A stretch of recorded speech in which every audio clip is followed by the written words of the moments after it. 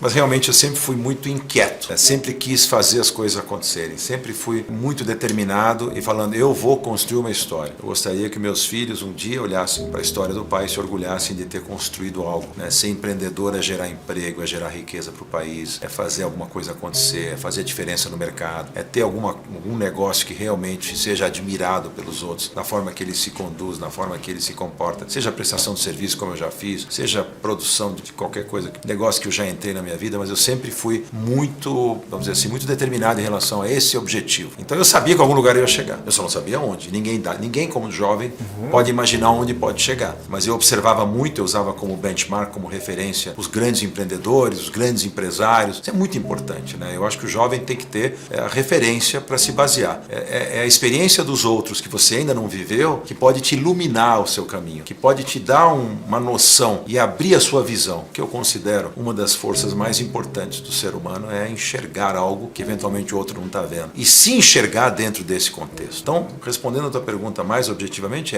eu me enxergava em algum lugar muito grande no futuro e eu queria estar lá. Eu não vou passar essa vida para ser medíocre ou ser só mais um. Eu vou tentar ser alguém especial e para isso eu me dediquei bastante. Medo e insegurança são intrínsecos do ser humano, natural. A gente tem medo quando está numa altura e olha para baixo e tem sensação de frio na espinha. A gente tem medo quando a gente vai enfrentar um projeto e a gente não sabe o que pode acontecer. A insegurança é natural, é super natural. Para entrar em coisa nova, sair da zona de conforto, todos esses aspectos e todas essas situações geram medo e insegurança. Quem disser, mas pode ser o Warren Buffett, pode ser o Steve Jobs, pode ser o Bill Gates, você, eu, qualquer um que está nos vendo agora, disser que nunca teve insegurança ou medo em alguma situação. Agora, como você vai enfrentar o seu medo? A coragem foi definida entre as 500 maiores empresas do mundo como um dos itens mais importantes no sucesso dela. A coragem de investir, a coragem de acreditar, a coragem de enfrentar as crises, a coragem de ter criatividade, de não desistir nunca, de ter essa determinação. Tudo isso faz parte, vamos dizer assim, da definição do sucesso. Então, sim, tive medo várias vezes, sim, já tive insegurança, mas eu consegui largamente superar isso fazendo as coisas acontecerem e não deixando de fazer, e errando, e tropeçando e levantando, e tropeçando e levantando. O bom executivo, o bom empresário acerta mais do que erra, mas vai errar também. Eu comecei com meu pai com 18 anos de idade, na empresa ele tinha uma construtora na época, depois ele vendeu, e eu comecei na publicidade com 25 anos de idade. Na época eu pensava o que eu vou fazer. O meu ex-sócio tinha um escritório, e meu ex-sócio é meio primo do meu cunhado, que era o Fischer, não sei se vocês lembram. Lembro do Fischer. E a gente fez uma sociedade de 17 anos, depois a gente se desentendeu. Tá. A gente se desentendeu fortemente, eu saí em 98, montei uma nova empresa do nada, chamava Grupo Nilcon.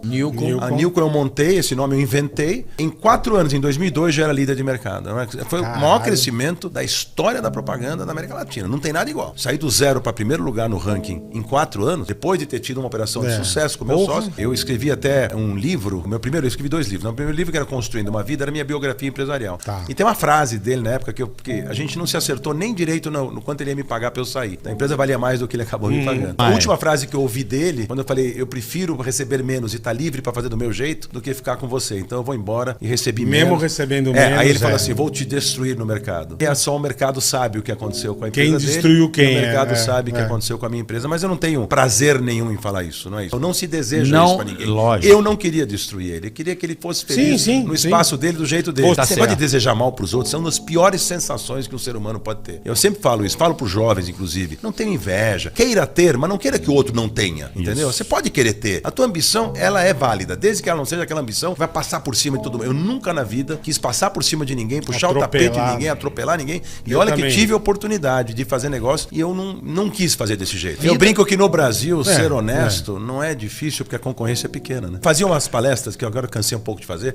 Ela chamava 7 forças que te levam ao sucesso. Uma das forças eu tive que incluir a força do caráter. Se eu morasse na Suíça e tivesse educação suíça, ou eventualmente até americana, eu diria assim, eu não teria 7 forças da minha palestra se eu fosse um suíço, ou um americano, ou um alemão. Não, porque a força do caráter para eles é uma coisa intrínseca neles. No brasileiro, é uma coisa... Nós somos um povo de boa índole, mas nós somos um povo muito espertalhão num monte de sentidos. O que eu fiz, só para vocês entenderem? Onde eu sou mais eficiente? Primeiro que parar é a pior coisa do mundo. Eu podia, eventualmente, financeiramente, me acomodar e parar, porque já tinha conquistado todas as minhas metas financeiras, etc. Mas parar, a vida é como andar de bicicleta. Você parar de pedalar, você cai. E a verdade é assim, você não tem mais, você não é mais produtivo, se você não tá fazendo coisas, qual é a graça da vida, né? Eu sempre falo, você ficar de férias a vida toda, que graça tem? Você pode até diminuir, mas... Não, diminuir, ok. Não, e é você se posicionar. Que seria do trabalho se não houvesse férias, que seria das férias se não houvesse trabalho. A graça das férias é até que você tá cansado e quer descansar. Então, a ideia aqui era, onde que eu sou mais útil, né? Eu brinco que o poder do homem tá na agenda vazia, não na agenda cheia. O que é a agenda vazia? Aquela que eu faço. Eu não dependo dela. O Jeff Bezos é um cara também que começou, de novo, numa sala menor que essa garagem daqui. Dele.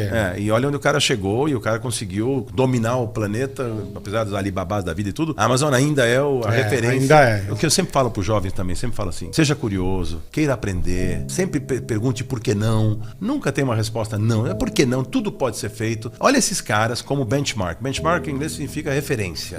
Referência. Quem foram as referências? Para mim, as referências, eu posso acreditar grande parte do sucesso da minha vida empresarial, aí eu ter tido a humildade de entender que eu preciso ter referências, no Brasil e fora. Então, assim, quem são as pessoas que eu realmente admirei e por que esses caras são diferenciados? Sabe por quê? Porque eles têm uma visão, eles enxergam algo que ninguém está vendo. Eles entendem o mercado e as necessidades que o mercado tem antes dos outros. Então, eles estão na frente do seu tempo. Então, pouca gente, não é tanta gente assim que consegue ter esse tipo de qualificação. Mas são caras que a gente tem que observar. Eu falei, porque eu quero fazer alguma coisa, eu quero ser relevante naquilo que eu vou fazer. Em tudo que eu me envolvo, eu quero... a régua é alta. Eu quero buscar o melhor possível. Do caralho. E tentar fazer o que o concorrente não está fazendo. E nunca está satisfeito. Ah, mas você nunca está satisfeito. Meus caras falavam assim, conquistamos uma nova conta. Qual é a próxima? Vambora. Eu não consigo, assim, não consigo. É sempre motivado por alguma coisa. E isso, esse drive que esses caras têm. O que esse cara precisava mais? Não para. O cara já é o cara mais rico do mundo, já tem tudo que ele quer. Então não é a questão do dinheiro, é a questão da realização. O cara já tinha Tesla, pô. Tesla, tinha tudo. Eu tô vendo outro dia. Agora comprou o Twitter. O sucesso de um empresário está em acertar mais do que errar. Não existe ninguém no mundo que não tenha tomado decisões erradas em certos momentos, que tenha errado em certos momentos. Tal. Eu acho que o que mais me orgulha é que se você tivesse um ranking possível de avaliar a quantidade de acertos e erros, eu devo estar no top de acertos, entendeu? Então assim, eu acertei muito mais do que errei na minha vida. Já errei, já paguei por isso. Errei bastante, não é? E é o que o Michael Jordan falou, é nos erros que a gente aprende. Porque errar uma vez é ok, errar na segunda é burrice, né? Mas o mesmo erro, você pode cometer novos erros, os mesmos erros você não vai cometer. E em tudo na vida pessoal, em tudo. Eu aprendo bastante, analiso bastante o que eu fiz, o que eu deixei de fazer, para como que eu vou agir daqui para frente nas novas situações.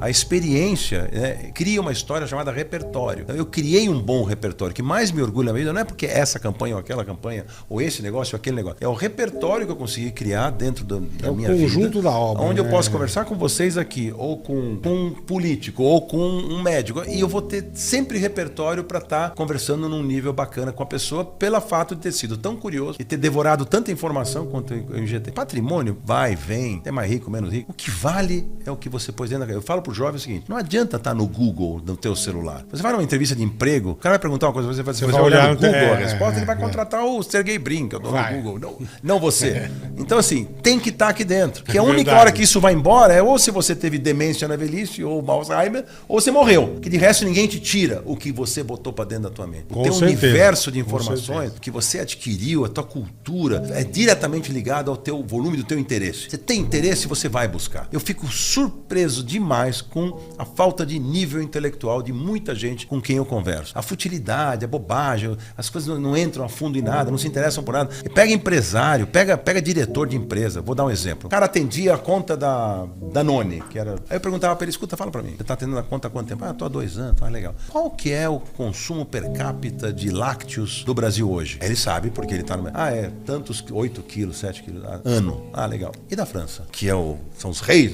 Não, isso eu não sei, você não sabe. Isso não tem. E do mundo? E quanto que o Brasil representa? Você tem uma macrovisão das coisas? Você perguntar pro cara quem é o primeiro-ministro da Inglaterra, não sabe. Então, o nível de informação do brasileiro médio é muito abaixo do que deveria ser. E não é por falta de oportunidade, que muitos caras, esses caras saem de uma universidade mais crus do que deveriam. A universidade te dá um currículo. A tua formação acadêmica depende de você. Porque se você quer aproveitar, você sabe que é muito legal no colégio americano, eu estudei no colégio americano, meus filhos também estudam, que eu acho espetacular essa escola. E é o seguinte, você pode decidir, o carioca é melhor que eu, por exemplo, ou mais interessado que eu. Tá. Ele pode fazer, nós vamos passar de ano do mesmo jeito, mas ele vai escolher mais coisas para fazer. Perfeito. Ele vai escolher outras matérias, ele vai escolher ficar mais difícil lá você a matemática monta dele. o seu, Você, de acordo com... não é todo mundo que é igual. Perfeito. Então, assim, e eu falo, e pro jovem que tá nos ouvindo, porque eu gosto de falar com o jovem, assim, fica curioso. Se você ficar curioso, você jogar pra dentro informação, isso vai te ajudar muito lá na frente, vai fazer diferença na tua vida. Antigamente, ser especialista em alguma coisa era bacana. Eu sou especialista nisso. Hoje, ser generalista é muito mais importante. O que você pode fazer por você mesmo é criar esse conteúdo bacana dentro de você, é você se